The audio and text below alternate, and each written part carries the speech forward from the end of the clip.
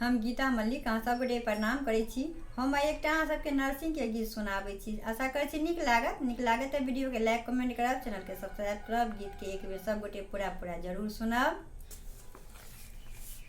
नरसिंह के छोटी मंदिर बानी हुरी गोरे लागब कोना कहे। नरसिंह के छोटी मंदिर बानी हुरी गोरे लागब कोना कहे। गंगा जमुने सा जल भरी लायब, गंगा जमुने सा जल भरी लायब।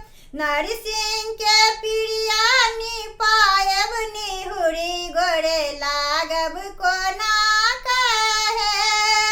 नरसिंह के छोटी मंदिर बानी हुरी गोरी लागब कोना कहे।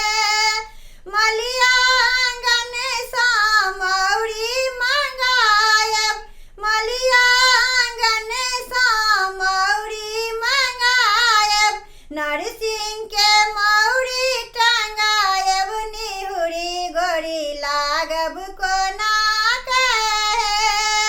नरसिंह के छोटी मंदिर बानी हुरी गोरे लागब कोना कहे। पटवा दोकान सा हचरी मंगायब, पटवा दोकान सा हचरी मंगायब। नरसिंह के हचरी टंगायब निहुरी गोरी लागब कोना कहे। नरसिंह के छोटी मंदिर बानी हुरी गोरे लागब कोना कहे। हलवाई दोकान सा लड्डू मंगायब, हलवाई दोकान सा लड्डू मंगायब। नरसिंह के भोग लगायब निहुरी गोरे लागब कोना कहे।